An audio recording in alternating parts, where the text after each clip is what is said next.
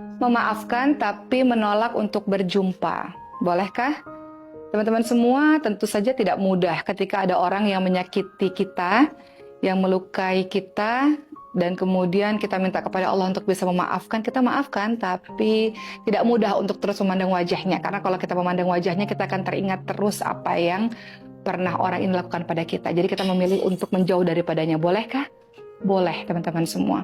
Yang paling penting dalam kehidupan kita adalah kita memaafkan, hati kita lapang. Adapun kita menjaga jarak dengannya bukan memutuskan tali silaturahmi, melainkan untuk menjaga diri kita untuk tidak teringat kembali dengan hal-hal yang menyakiti. Hal ini pernah terjadi kepada Nabi Muhammad SAW. Ingat peristiwa perang Uhud pada tahun 3 Hijriah.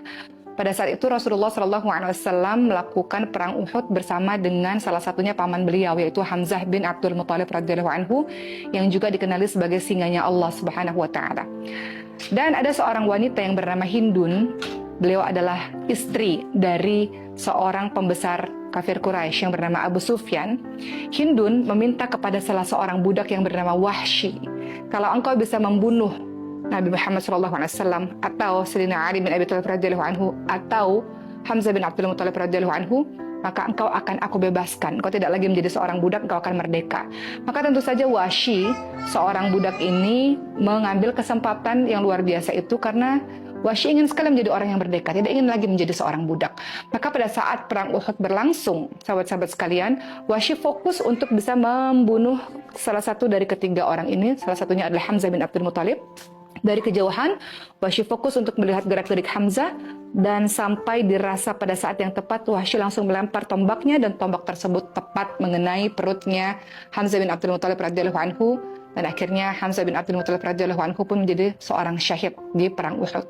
Tentu saja kematian Hamzah bin Abdul Muthalib radhiyallahu anhu sangat menyakiti hati Rasulullah SAW, karena tidak hanya sekedar ditombak, tapi selanjutnya Hindun datang ke jenazah Hamzah bin Abdul Muthalib dan kemudian dibelah dadanya dan dimakan jantungnya tersebut. Ketika melihat paman beliau, paman Nabi Muhammad SAW dalam keadaan wafat yang seperti itu, tentu rasa sedih yang luar biasa dirasakan oleh Rasulullah SAW. Waktu terus berjalan bertahun-tahun kemudian sampailah peristiwa pada tahun 8 Hijriah, pada peristiwa Fathu Mekah atau pembebasan kota Mekah. Orang-orang berbondong-bondong untuk memasuki agama Allah Subhanahu wa taala, termasuk Wahsy. Pada saat itu Wahsy berdiri di hadapan Rasulullah SAW dan Rasul mengenali Wahsy. Rasul bertanya kepada Wahsy, "Engkaukah Wahsy yang membunuh pamanku Hamzah bin Abdul Muthalib?" Kemudian Wahsy mengangguk, "Iya ya Rasulullah." Wahsy, ceritakan kepadaku bagaimana cara engkau membunuh Hamzah bin Abdul Muthalib. Rasulullah ingin tahu bagaimana jasad dari pamannya bisa seperti itu, apa yang dilakukan Wahsy sebetulnya. Wahsy pun menceritakan, dan tentu saja itu menghadirkan luka kembali di hati Rasulullah SAW. Rasul memaafkan Wahsy karena Islam mengajarkan kita untuk memaafkan orang-orang yang telah melukai hati kita. Rasul tentu saja sangat bahagia ketika Wahsy memasuki agama Allah Subhanahu wa taala. Namun Rasul tidak sanggup untuk memandang wajah Wahsy lagi. Kenapa? Setiap kali memandang wajah Wahsy, maka teringat kisah pada saat perang Uhud bagaimana Wahsy membunuh Hamzah bin Abdul Muthalib. Maka apa kata Nabi Muhammad SAW? "Ya Wahsy, jauhkanlah wajahmu di hadapanku selamanya."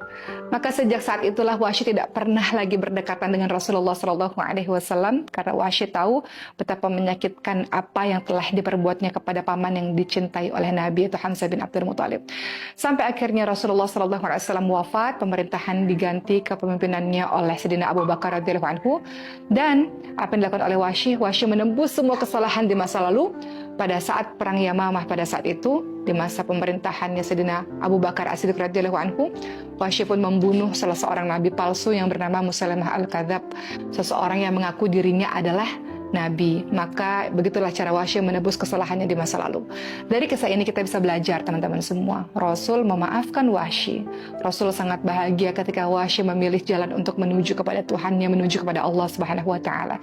Masalah menjaga jarak bukan berarti adalah masalah tidak memaafkan. Itu jauh berbeda.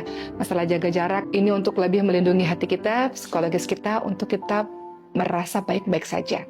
Khawatir kalau terus bertemu, maka timbul rasa sakit dan itu akan mengakibatkan hal yang buruk dalam pertemanan. Jadi untuk teman-teman semua, minta sama Allah SWT supaya kita bisa memaafkan orang-orang yang telah melukai hati kita. Adapun kalau kita memang belum mampu untuk memandang wajahnya, nggak apa-apa.